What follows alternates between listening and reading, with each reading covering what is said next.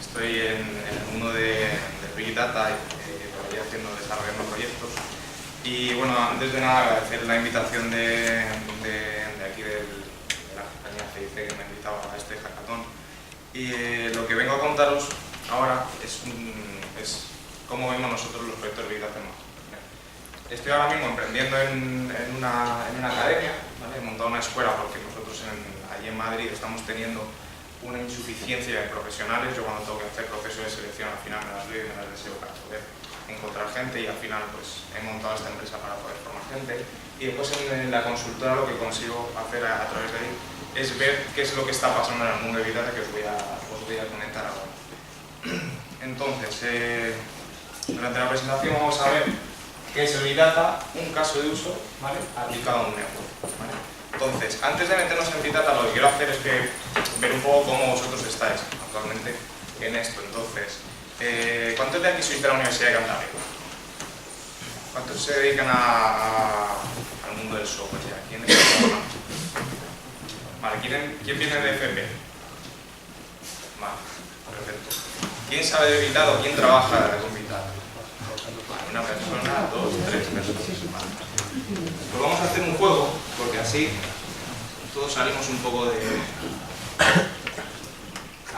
Uy, necesito internet. ¿Cómo por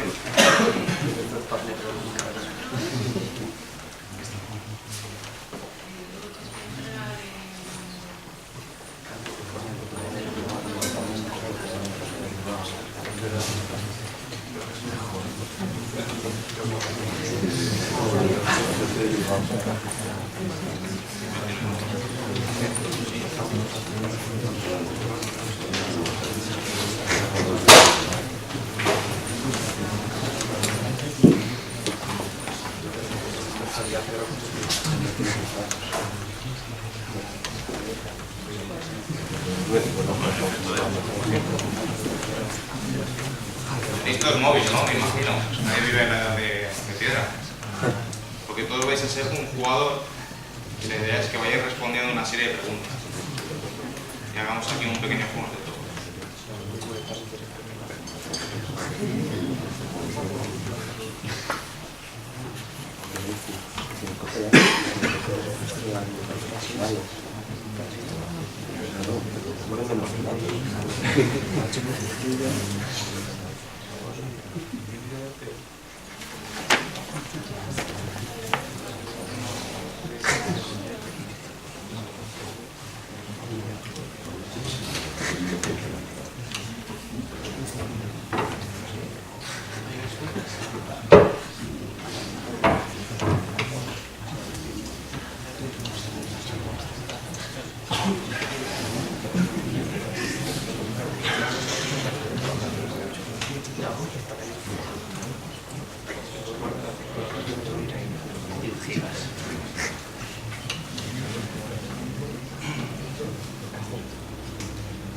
Venga, todos con el móvil lo que vais a hacer es entrar en una página, ¿vale?, que se llama Kahoot, que suena muy mal, pero bueno, se llama kahoot.it.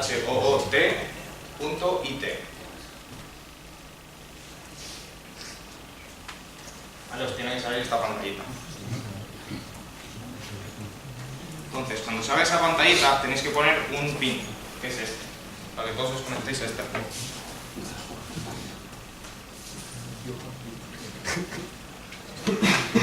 Y os pedirá el nombre y conforme os vayáis metiendo veremos aquí los participantes. ¿De qué va este juego? Son preguntas y conforme salen estas preguntas yo lo que voy a hacer es ir contando la historia de Big Data para que veáis cómo ha ido surgiendo todo, ¿vale?, sobre vuestros conocimientos. El primero que responda se gana, si acierta gana más puntos, ¿vale? Por favor no troleéis, no pongáis aquí nombres raros.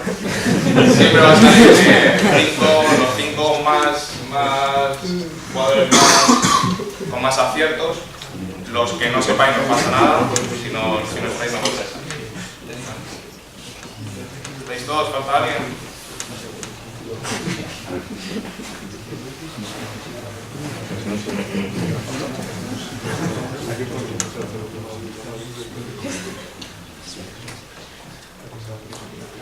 Bueno, no le veo por aquí.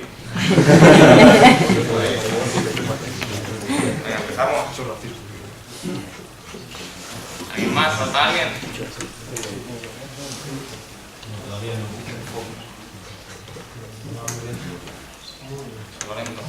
Usar la red del móvil porque si no...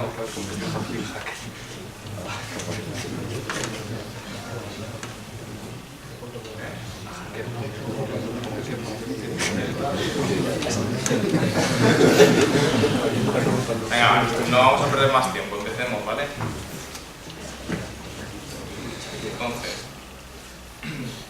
son preguntas, salen en 10 segundos, ¿vale? Y tenéis que responder. Entonces, ¿qué es Big Data? Os salen 4 respuestas, tenéis que elegir la primera. Análisis de datos, procesamiento de datos, almacenamiento de datos, o procesos, técnicas y tecnologías. Vale, no os ha dado tiempo ninguno. Tenéis que estar más atentos, ¿vale?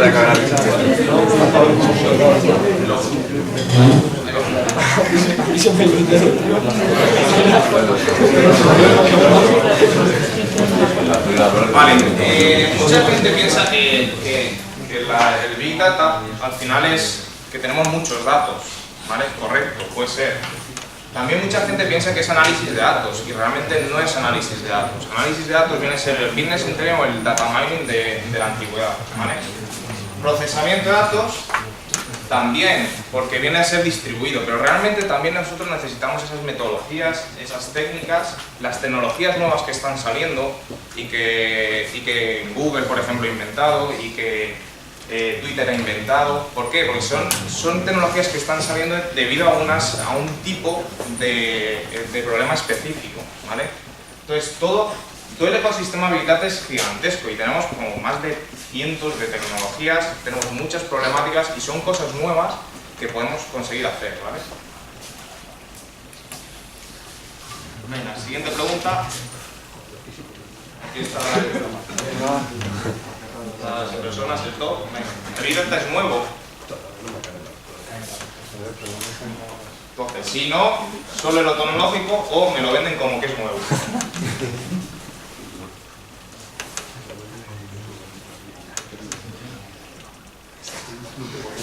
Aquí, quien haya puesto me lo venden como es nuevo, también se lo doy por válida, ¿vale? Entonces, realmente, el Big Data solo es en lo tecnológico, ¿vale? O sea, siempre estamos haciendo siempre lo mismo. O sea, lo que ha comentado Steven, que me sirve como apoyo y la verdad es que ha estado muy bien en la charla, los algoritmos tienen muchísimos años. De hecho, esos algoritmos ya vienen existiendo antes de existir el Big Data, ¿vale? Entonces, mucha gente dice que es nuevo, pero realmente el Big Data siempre ha existido, siempre ha existido. De hecho, el caso de Walmart, que es uno de los típicos que se usan en minería de datos, procesaban teras de datos para sacar una conclusión de que aquellos que compraban cerveza y pañales eran jóvenes, o me parece que los jóvenes que compraban los viernes solían comprar cervezas y pañales. ¿Por qué? Porque acababan de ser padres primerizos y necesitaban que pasar todo el fin de semana pues, cuidando a sus niños, ¿vale? Entonces eso fue a través de las técnicas de machine learning o de minería de datos, pero sobre un nodo, ¿vale? Eso se hacía antiguamente, pero ahora ya no, ahora funciona. Entonces, ¿cuál es el objetivo principal del Big Data? Divide y vencerás, matar moscas a cañonazos, cambiar toda la tecnología existente o vender humo.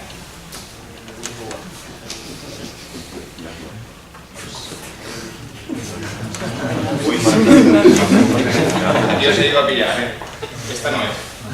Me he equivocado yo. Divide y vencerás, ¿vale? ¿Por qué divide y vencerás?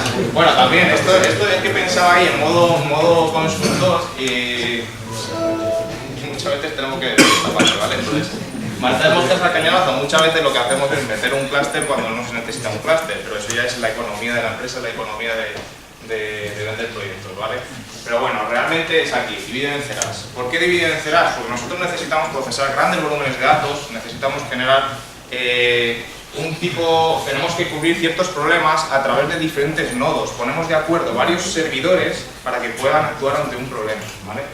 Entonces realmente esta es la respuesta hoy.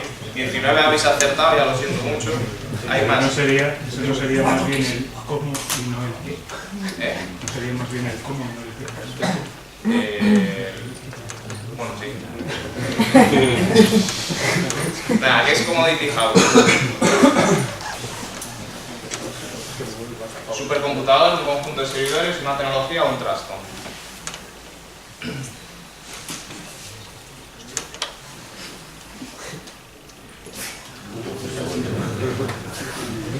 Pues el Commodity Hardware realmente es lo que se basa en Big Data. O sea, Big Data al final, nosotros no podemos comprar un supercomputador como tenemos aquí en el que se llama Altamira, que está por allí en un garaje. Nosotros al final tenemos que comprar servidores que son servidores que son baratos. O sea, 5.000 euros es barato, entre comillas. Pero es mejor meter un clúster de 5 nodos que meter un supercomputador de estos, ¿vale? Entonces, el Big Data se basa en que justamente todas las empresas pueden montar sus supercomputadores para poder procesar a través del dividir y vencerás, ¿vale? ¿A través de qué? De servidores baratos. Vosotros lo podéis hacer con la Raptor de Pi, estos que son de $5, lo podéis hacer en Cluster. ¿Por qué optan las empresas por el Commodity Hardware? ¿Es barato, es más chulo, son cómodos o no optan por ello? Esto ya le he respondido yo antes.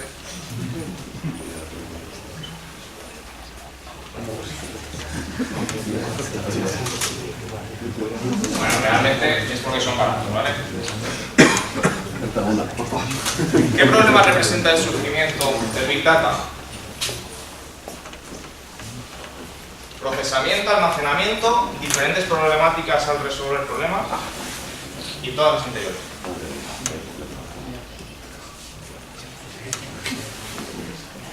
O sea, como os he comentado, el Big Data surgen por muchos problemas, tanto casos de uso, de negocio que hay que resolver, como todo el procesamiento que tenemos que hacer en tiempo real de toda la información. Por ejemplo, el tema de las Smart Cities. En ese caso, estamos recibiendo sensores, información de los sensores cada microsegundo, entonces tenemos que tener una infraestructura capaz de absorber todos esos miles de sensores que tenemos desplegados, ¿vale? Y almacenamiento, tenemos que poder almacenarlo y poder analizarlo a futuro, ¿vale? ¿Qué 3 Vs tiene el Big Data? Esto es algo bastante famoso que siempre sale en alguna presentación. Variedad, velocidad, volumen, volumen, valor, velocidad, volumen, veracidad y variedad, y velocidad, veracidad y volumen. Bueno, nada, a ver, es que ya voy a contar muchas cosas,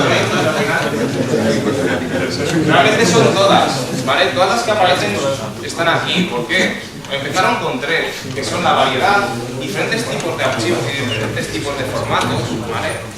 Velocidad, el tiempo de generación del dato cada vez es mayor, y después el volumen.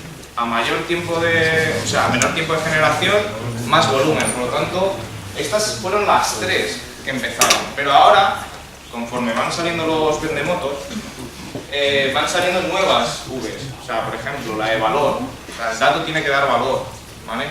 Y ahí hemos llegado hasta 7 u 8 Vs, ¿vale?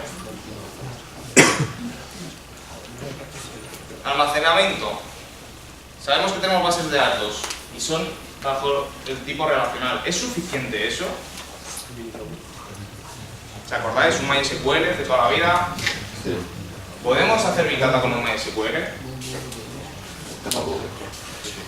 No se puede, porque realmente este tipo de bases de datos están pensadas para una problemática específica, ¿vale? No están hechas para poder encontrar un dato de forma rápida o escribir un dato de forma rápida, sino están hechas para hacer transacciones. Entonces es ahí donde sale el NoSQL, ¿vale? Como alternativa al almacenamiento. Entonces, ¿qué es NoSQL? No solo SQL, es uno o es contra SQL. O sea, es la negación del SQL.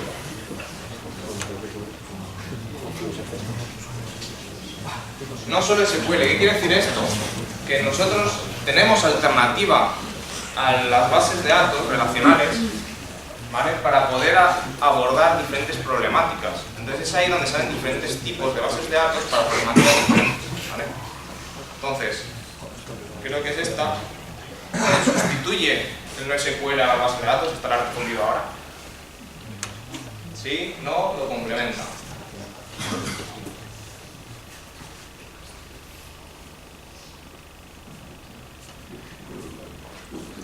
Vale, como he dicho, al final estas bases de datos surgen como alternativa y no tienen por qué sustituir. De hecho, es muy normal encontrarse proyectos donde nosotros proponemos diferentes bases de datos para diferentes casos específicos dentro del proyecto. ¿Vale? Almacenamiento distribuido necesitaríamos, por ejemplo, un MongoDB y un Cassandra, que son dos tecnologías muy famosas, pero para analítica nosotros podríamos usar un MySQL tranquilamente, ¿vale? Y no podríamos hacerlo al revés.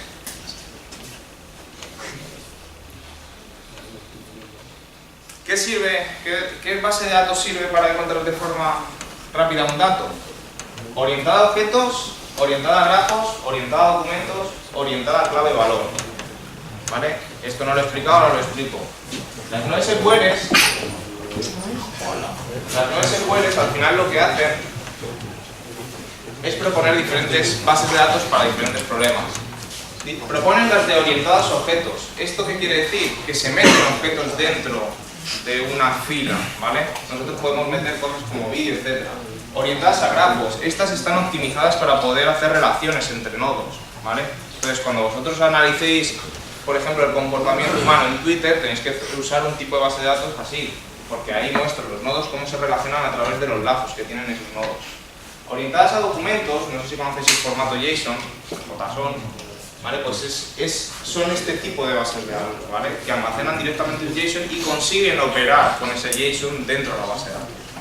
Y después están las bases de datos orientadas a clave-valor, que son las primeras que van como un tiro a la hora de buscar un dato. Es decir, si yo pido a cualquiera de vosotros un DNI por un número, me vais a dar toda la información asociada a ese número. Esa es la clave, el número, y el valor es todo lo que tiene dentro. Entonces, para eso sirven estas bases de datos. Y estas bases de datos suelen estar siempre a la hora de escribir muy rápido el dato, ¿vale?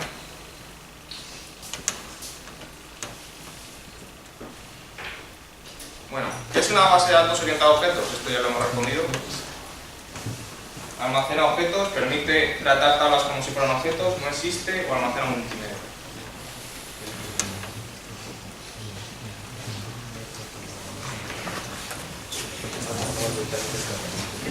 Algunos tipos de bases de datos no SQL son orientadas a grafos, claves, valor, orientadas a documentos, fotógrafos. Tenía que ver qué tipo de perfiles hay aquí. Vale. Bueno, entonces ya hemos visto lo que es el almacenamiento. Y ahora, ¿qué es Hadoop? ¿Qué tanto se habla? ¿Un elefante, una tecnología, un framework o no existe? Sí. A ver. Y no está mal. Hadoop realmente viene por la hija del creador de la tecnología, ¿vale? Y es un peluche, y es un elefante. Por eso el logo es un elefante, ¿vale? Entonces, realmente la más correcta sería esta, porque Hadoop era el nombre del elefante. Después, es un framework. ¿Por qué? Porque es un framework de desarrollo de aplicaciones distribuidas. Nosotros a través de Java lo que podemos hacer es procesar datos que están en formato cluster, ¿vale? Y es la tecnología que permite eso. ¿De qué se compone Hadoop? Hadoop es la tecnología corazón del Big Data y se compone de dos cosas principales: mapeo y agregación más sistema de ficheros, base de datos y un sistema de ficheros, una base de datos y servidores, un sistema de ficheros más base de datos. ¿Qué diferencia entre la segunda y la tercera? ¿Qué diferencia había entre la segunda y la tercera? Bueno. La amarilla y la azul. Lo va a pillar. Vale, entonces, Hadoop se compone de dos partes fundamentales. Una es un sistema de ficheros, es decir, podemos tratar 100 servidores como si fuera uno solo, ¿vale? Y permite hacer mapping y reduce de datos, es decir, podemos saber dónde están las cosas y agregarlos, ¿vale? Mapeo, obtener lo que nosotros necesitamos para hacer una consulta, y agregación, comprimir el dato. Eso es lo que permite Hadoop y esa es la tecnología base del Big Data. ¿Quién inventó el MapReduce? Y esto puede ser o Google, Microsoft, Yahoo o Facebook. Y ahora empiezan todas las grandes compañías inventan cosas.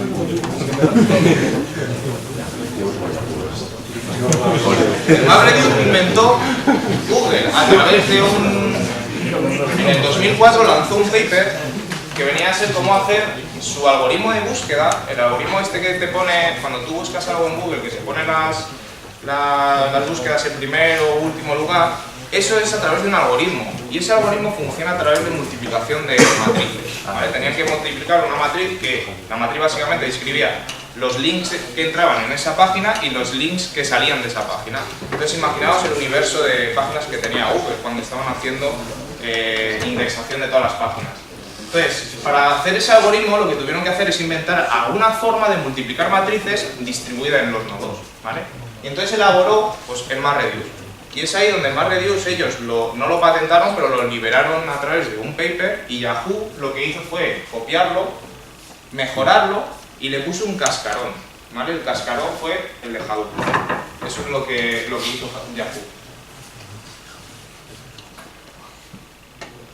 ¿Qué alternativas surge a Hadoop? Que está muy de moda hoy en día. Spark, Flink, Cloudera o IBM.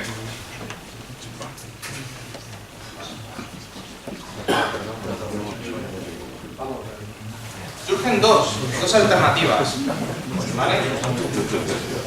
Cloudera realmente es un ecosistema de tecnologías. IBM es una compañía, pero realmente Hadoop, al procesar los datos, lo hace a nivel de disco, es decir, cada vez que tiene que hacer agregaciones escribe en disco, y si tiene que recuperarlo, tiene que hacer una entrada y salida de datos en disco, por lo tanto, tarda. Entonces, Spark surge con la necesidad de poder hacer todo eso en memoria, ¿vale? Si tenéis que meteros ahora mismo a estudiar algo, meteros a Spark, porque es donde está ahora mismo el negocio. Flink es una alternativa como Spark, que está muy verde, no está en ningún sistema de producción, aunque lo venden como que sí, y realmente lo que hace es proponer una alternativa diferente a Spark en la parte de real time, ¿vale? Entonces Spark tiene dos partes, que es la de batch, procesamiento por las noches, o real time, procesamiento en tiempo, que está llegando en ese momento el dato. Y lo hacen con microbatches. ¿Qué quiere decir eso? Que cogen cada segundo y todo lo que ha entrado lo procesa, vuelve otro segundo y lo procesa, así todo el rato. ¿Qué pasa? Que cuando se nos va a morir una persona no podemos esperar un segundo, ¿vale? Entonces eso no es real time, rabioso como le llaman. Para ello surge Flink, ¿vale? Flink es como un Spark, pero que procesa el dato según entra. Ha entrado, veo si funciona y lo mando, no tengo que esperar un segundo.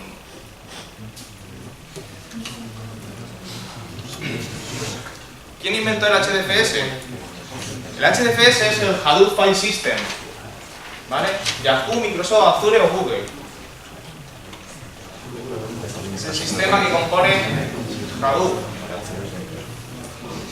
¿Os acordáis? Os lo he dicho antes. Yahoo lo que hizo fue ponerle el cascarón al MapReduce. Pues el cascarón es el HDFS y lo empaquetó dentro de la tecnología Hadoop, ¿vale?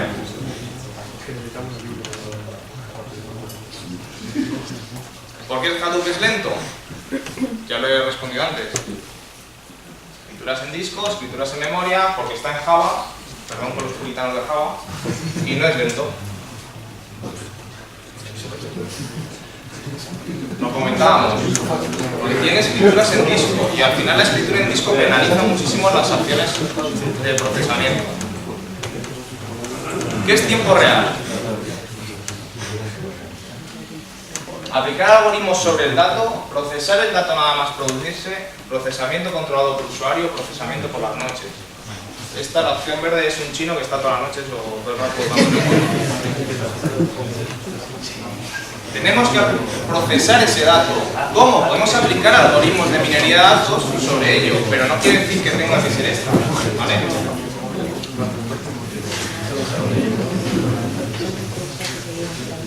¿Existía el real time anteriormente? ¿Existía? O sea, las centrales nucleares no monitorizaban sus sistemas.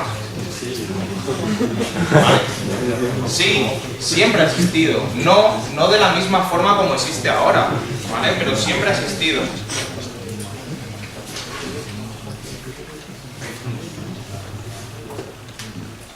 Hadoop sirve para el tiempo real, para el procesamiento en tiempo real.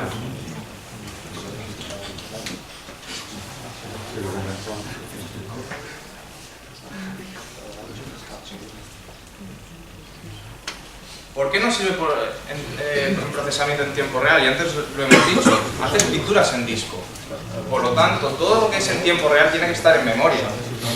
Y Hadoop no sirve para eso. Pero dentro del ecosistema de Big Data tenemos muchas alternativas. Antes de que saliera Spark, ¿vale? Teníamos muchas alternativas, como por ejemplo Storm. Storm es un proyecto, una tecnología que salió de Twitter para poder calcular el hashtag. El famoso hashtag lo que hacían era sacar un montón de tweets, ¿vale? Y ahí procesaban las palabras más comunes en un tiempo y cogían y calculaban el hashtag y se lo daban a los usuarios. Eso no existía nada que pudiese hacer eso y por eso inventaron el Storm. Y es ahí donde salió una de las primeras tecnologías. Han salido más, ¿vale? Pero realmente Hadoop no permitía hacer eso. Entonces, muchas veces en los proyectos se dan dos casos, que tenemos que montar un clúster en real time o un clúster para hacer patch. Y cuando tenemos que hacer la arquitectura del proyecto, tenemos que tener en cuenta estas cosas. Tenemos que hacer muchas preguntas en la parte de análisis y diseño para poder saber qué tipo de arquitectura necesita. Y los usuarios también están muy perdidos y te responden cosas que no saben. ¿Y el cloud? No hemos hablado nada de cloud. Cloud es llevarlo todo a la nube. ¿Es el impulsor de Big Data?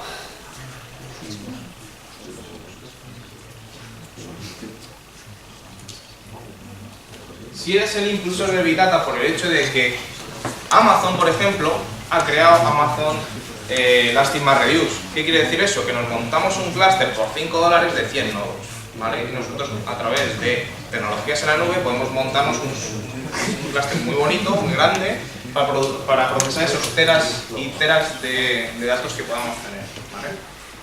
Entonces, es uno de los impulsores, porque todas las startups y todas las empresas pequeñitas no tienen dinero para montarse un servidor y poder hacer procesamiento por las noches.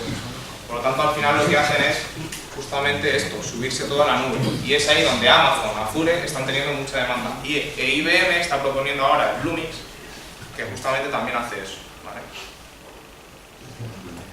Y bueno, ¿qué es un Data Scientist? Un tío muy listo, un todoterreno, un unicornio, una mezcla de estadísticos e informáticos.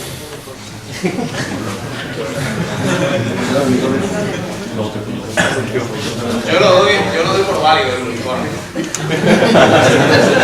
¿Por qué digo que o sea, hay mucho, en esto del Big Data hay mucho vendemotos, y ahí os tengo que ser sincero. O sea, un Data Scientist, ahora salen los perfiles de Data Scientist y realmente no existen. O sea, no hay gente que tenga tantos años de conocimiento de un negocio para saber qué indicadores necesita. Porque, por ejemplo, cuando antes hablaba Steven de todos los algoritmos de minería de datos, tú necesitas predecir cosas, necesitas saber de toda esa matriz grande que tenía diferentes variables, necesitas saber qué variables son las que el negocio, en teoría, necesita analizar. Y eso solamente lo sabe un tío que lleva muchos años en el negocio, ¿vale? Además, necesitas saber mucho de temas de estadística y necesitas saber temas de ingeniería informática para poder hacerse sus flujos de datos y ser el fontanero y el ingeniero de software, ¿vale? Entonces, no existe nadie como tal. O sea, existen, pero están muy...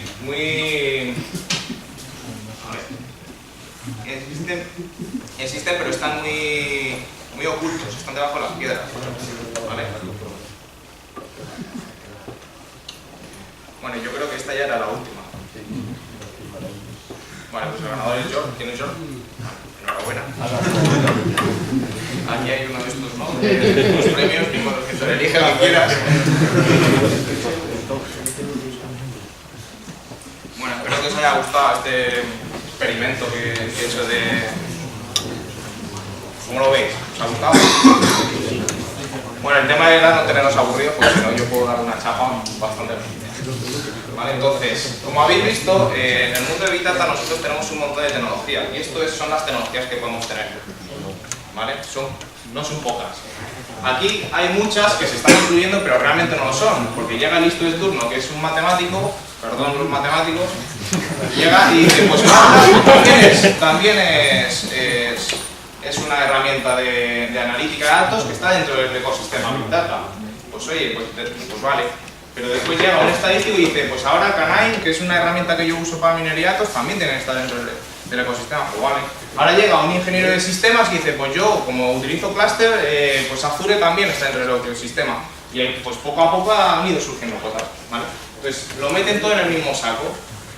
Hay cosas muy importantes como aplicaciones donde se sacan datos de redes sociales, hay otras que son plataformas de Business Intelligence, hay otras que son bases de datos que le llaman nuevas SQLs, otras que son no SQLs, de todo, hay de todo. Entonces, ¿cuál es la labor de una persona que tiene que hacer un proyecto?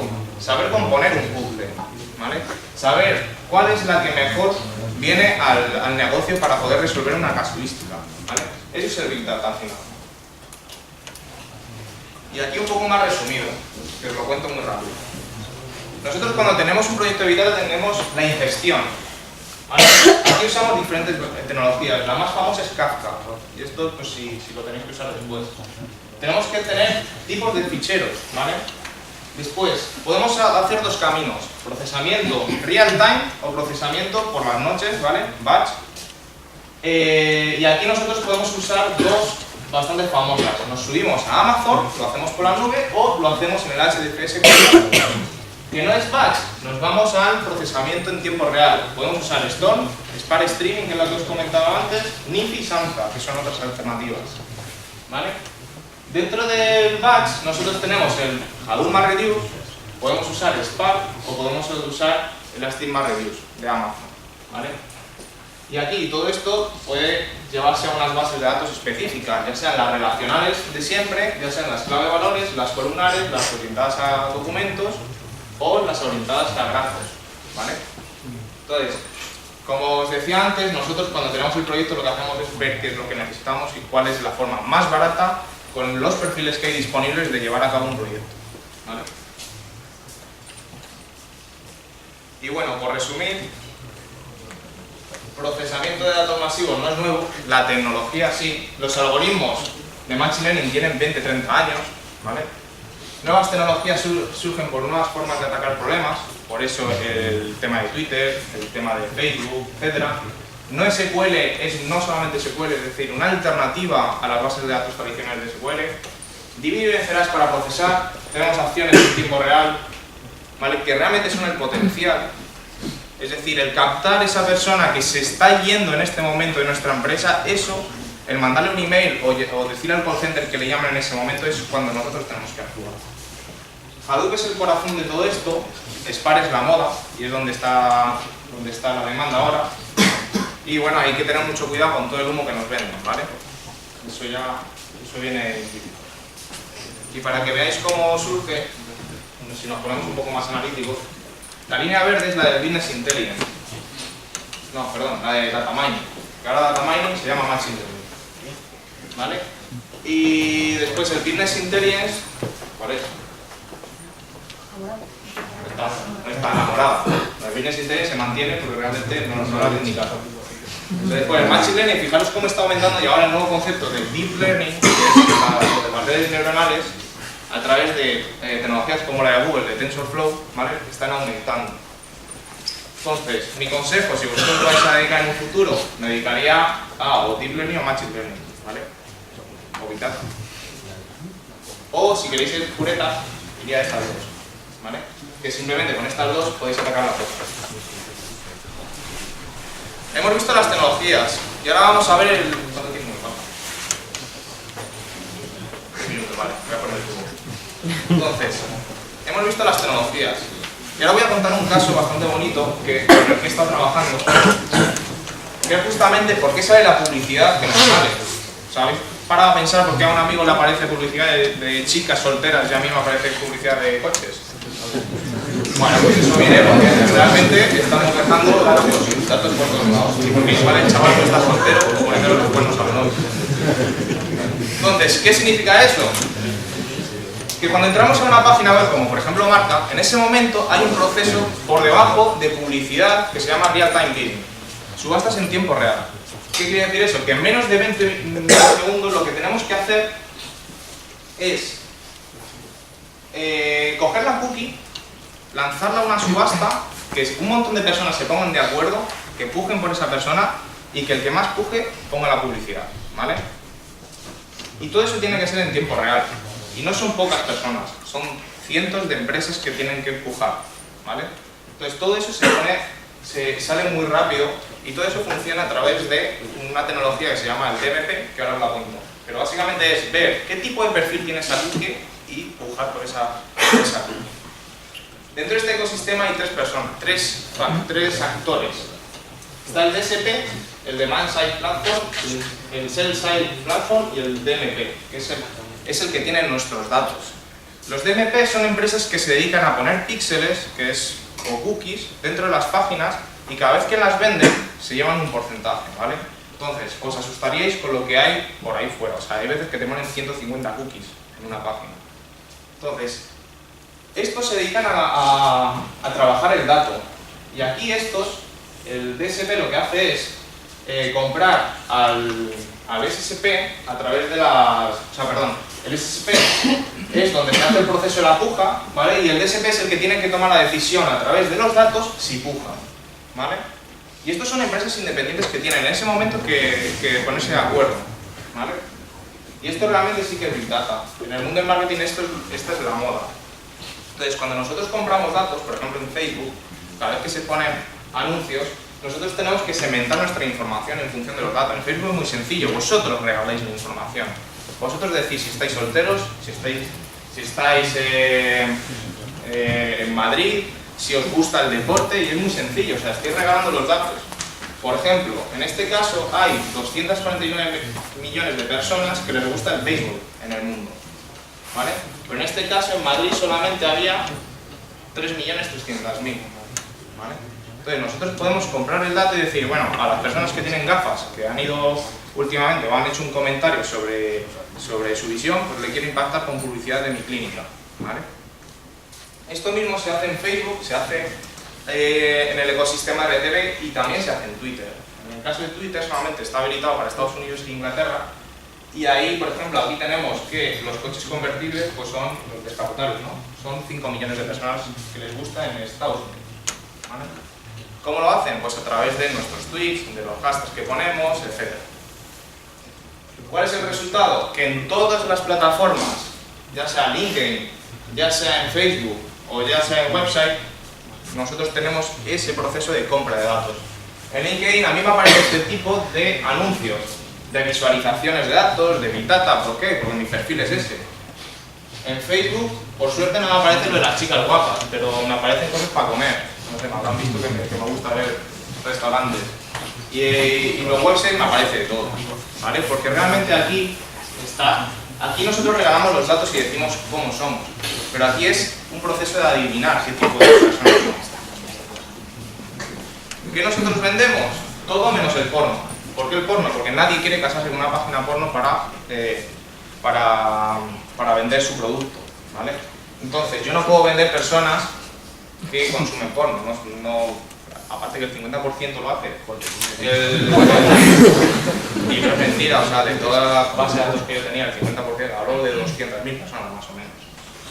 El tema es que nosotros, a lo que les interesa a las empresas, es justamente si te gusta la comida asiática, porque tengo un restaurante, yo soy de Just Eat, y me interesa que compres cocina asiática, y te voy a poner un anuncio, ¿vale? Entonces, se vende todo, absolutamente todas las personas, menos eso. Y aquí, el ejemplo de marca, hay 51 rastreadores, ¿vale? Que nos están todo el rato sacando datos. ¿Cómo funciona ese proceso de sacar datos? Os he comentado antes, ponemos unas cookies, nos vamos sacando esos datos y vamos negociando. Puede ser una opción. Otra opción es la de Google, que incluso hasta los correos electrónicos se quedan, los analizan a través de minería de texto y lo que hacen es extraer toda la información y os sacan todo. Y no es de extrañar que os envían un email y a partir de entonces os empiezan a publicitar algo, por ejemplo maderas, porque estáis comprando una puerta o algo, ¿vale? Y después, esta es la segunda y después la tercera, que no es la mejor, pero es toda la gente pirata, ¿vale? Que lo que hacen es instalarte Softonic, lo conocéis, ¿no? Sí. Pues entonces bajabais una y en vez de una se bajaban 10, por 10 eran hours o spyware, ¿vale? ¿Qué hacen? Pues se están quedando con los datos personales, ¿vale? Entonces, como habéis visto, nosotros tenemos muchas formas de sacar datos por ahí, perfilar a los usuarios, ver qué les gusta e impactarles a través del negocio, ¿vale? Entonces os voy a contar un caso que hemos estado trabajando últimamente, que en este caso era un diario digital. Nosotros a través de la navegación fuimos perfilando a los usuarios, ¿vale? Entonces, nosotros queríamos captar tanto información de los prospects como clientes, o sea, potenciales clientes y clientes. Los objetivos eran captar toda la información, ¿vale? ¿Para qué? Para hacer un ADN digital. Nosotros montamos ese concepto para poder saber que una persona era unívoco, ¿vale? Era esa persona. Y después, ¿qué metodología usábamos? Pues ahí comprimíamos ese viaje que hacía la persona por diferentes páginas y lo que hacíamos era aplicar técnicas de minería de datos y... ¿Para qué? Para mejorar el ratio de conversión, para incrementar esas ventas o hacer acciones automatizadas y personalizar en tiempo real, ¿vale? ¿Cómo lo hicimos? Aplicando tecnología Big Data, ¿vale? En este caso, nosotros lo que hicimos fue, a través de las páginas web, montamos un píxel. El concepto de píxel es una imagen uno por uno, que lo que hace en vez de ponerte una imagen, lo que hace es ponerte una imagen transparente, pero a la vez manda datos a un servidor, ¿vale? Entonces esos son los rastreadores. Esto se mandaba a Node. ¿Conocéis Node? Se mandaba a Node y de Node se mandaba a dos lugares, pero el principal es este, es el cambio de Azure. En Azure lo metíamos en el Event Hub, que es el receptor de eventos, se usaba el Stream Analytics, ¿vale? Que es uno de los que ahí se aplica en tecnología en tiempo real, procesamiento y compactación, ¿vale? Y lo que hacíamos era sacarlo al Azure Blob Storage. ¿Qué quiere decir eso? Que nosotros ni siquiera usábamos un clúster.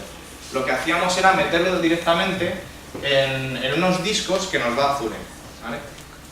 Después, por las noches, lo que hacíamos, gracias a la tecnología cloud, en vez de tener un servidor dedicado, montábamos un clúster, lo lanzábamos, se despertaba, se creaba solo y procesábamos todo ese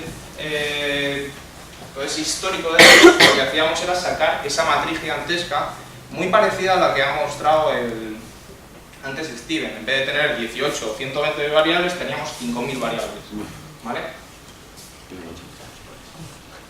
Para que veáis cómo es el píxel, es una imagen que lo que hacía era invocar a un servidor, sembrábamos esa cookie, ¿vale? Captamos toda la información, componíamos toda esa matriz, ¿vale? Tanto del sistema interno como de los indicadores de navegación, sacábamos ese ADN. Esto era un ejemplo muy pequeñito, ¿vale? Del ADN, la cookie y un montón de cosas que ha estado haciendo, descriptores, y ahí teníamos nosotros tanto los prospects como los clientes. Estaban perfilados, ¿vale? Nosotros sabíamos qué tipo de gustos tenían, qué edad tenían y de dónde eran, todo por la navegación, ¿vale? Entonces, ¿qué aplicamos? Dos casos de uso. Vamos a aplicar el del incremento de captación de leads y la personalización del sistema, ¿vale? Entonces, las acciones personalizadas iba por sexo. Si eres un tío, te voy a poner un tipo de publicidad específica o te voy a poner diferente contenido en mi página web, ¿vale? No te voy a vender camisetas de hombres, te voy a vender camisetas de mujer, ¿vale? Eso por una parte. Y después, las acciones exclusivas de captación era, si veo que tu comportamiento es similar al de mis clientes, te voy a lanzar una publicidad para ti, específica, con un porcentaje de descuento para que tú conviertas, ¿vale? Por debajo, ¿qué hicimos? Pues ver qué variables de todas esas que teníamos eran las que confesaban el género, ¿vale? El género, por ejemplo, era música, noticias internacionales, economía, cuidado y política. Con estas se sabía si era el género, con una tasa del 90% de acierto, ¿vale? Y después, el cliente, opinión, ahorro, política, noticias del mundo y sociedad. Obviamente aquellos clientes navegaban mucho por la opinión, ¿vale? Porque estaban interesados, eran más afines a la política, ya sabéis que todos los diarios están segmentados por políticos de izquierda y de derechas, pues este era uno que estaba muy segmentado, entonces aquellos clientes iban mucho a opinión, ¿vale? Entonces, de mayor a menor, pues justamente el cliente, nosotros veíamos con estas, sacábamos información en tiempo real y si la cookie realmente era una persona que tenía un comportamiento similar a nuestros clientes, le lanzábamos una promoción, ¿vale? Esto es para que veáis una gráfica de todos los hombres y todas las mujeres. Nosotros lo que hacíamos era analizar ese tipo de datos. Muchas veces cuando haces este tipo de análisis tienes que usar las gráficas para ver, ¿vale? Y para que veáis un ejemplo pequeñito, tenemos este tipo de navegación, ¿vale? No sabemos el sexo y lo que hacemos es aplicar unas técnicas, una regla matemática que sacamos a través de un proceso BACS y aplicamos y vemos estadísticamente qué porcentaje o sea, qué valor tendría ese sexo, ¿vale? Lo adivinamos. Y nada, y nos decía, pues aquí, mira, oye, con un 0,4, pues este tiende a ser más, o sea, tiene una navegación casi entre hombre y mujer, ¿vale? 0,1 era ya casi, era hombre, el 0 es el hombre. Y 0,98 es mujer, ¿vale? Entonces ahí nosotros conseguíamos decir, oye, pues este cliente es una cookie, ¿vale? Entonces esta cookie ofrece un determinado tipo de acción. Y bueno, ¿cuál es el...? Nosotros una de las cosas nos quedamos aquí, pero la parte de la operacional es a futuro, ¿vale? Es lo que tenemos que hacer. Y eso lo hicimos, bueno, pues con la empresa donde estoy trabajando, ¿vale? Y hasta aquí hemos llegado. Tengo más... Creo que llevo...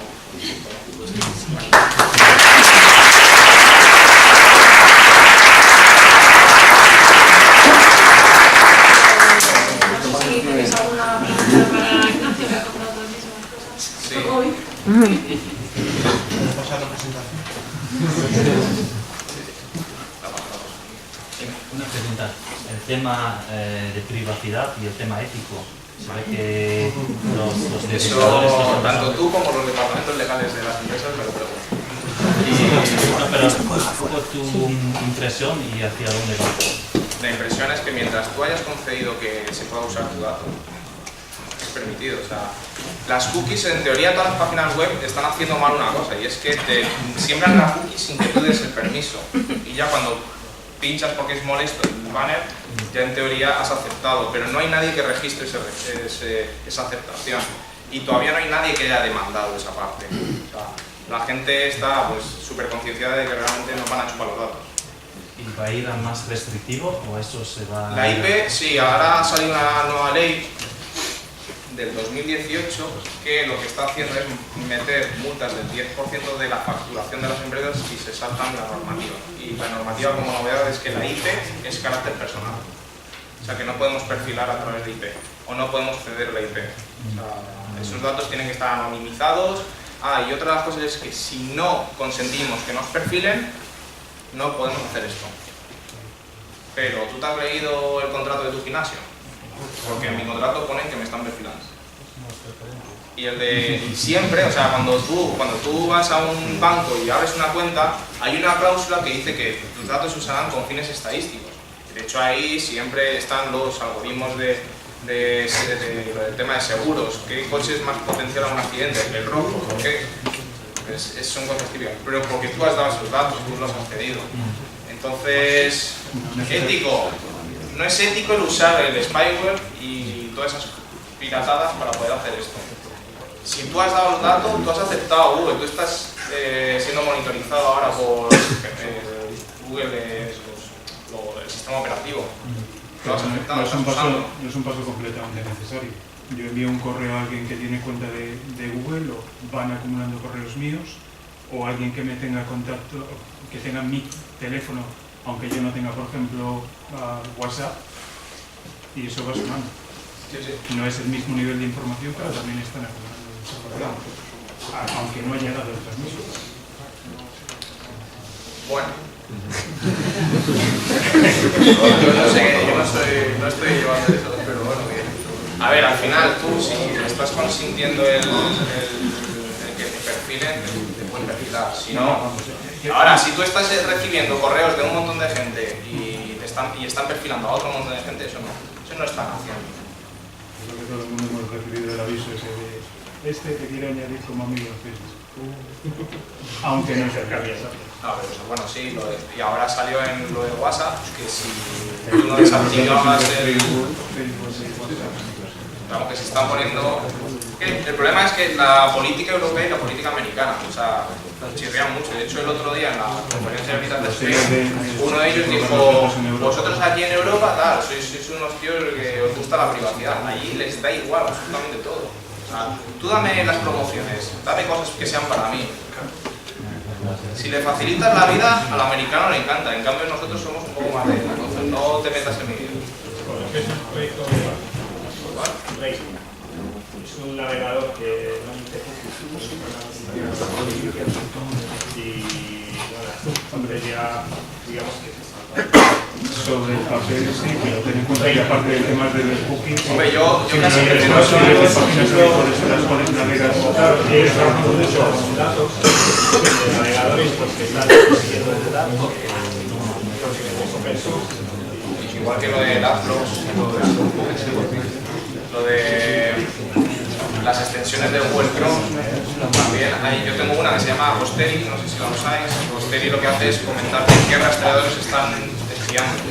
Tú puedes bloquear esos cookies, puedes bloquearlos, entonces ellos ya no se quedan con las navegaciones. Por ejemplo, yo en Brave he notado vamos, un 40% de velocidad más implementado. Sí, sí, No, es que no te permiten descargar las páginas al instante. Es que, sí, sí, y de hecho muchos se están quejando del departamento de marketing. El departamento de marketing tiene algo llamado Google Tag Manager, no sé si lo conocéis. Google Tag Manager surge para poner píxeles y perfilar a los usuarios y ver temas de conversión de campañas publicitarias. Pero claro, te ponen uno y te ponen 180. Entonces hay un problema ahí y es en el tiempo de carga. Y yo conozco ya clientes que dicen que no, o sea, cuando le proponemos poner un píxel de monitorización, nos dicen, no, eso el tiempo de carga no lo fastidia, entonces tienes que justificar. ¿Había alguna pregunta más? Sí, a mí me intriga qué perfil es mío en la red. ¿Hay herramientas para saber cuál es? Sí, hay una, de hecho ¿Cuál sale es tu un poco... perfil público? La tengo que buscar, pero te metías en la web y te decía tu perfil, porque usaba los datos públicos de algo que habías dejado tú, no me acuerdo, pero sí que hay páginas en la web que te dicen qué tipo de perfil tienes. Pues muy bien, muchas gracias. Gracias.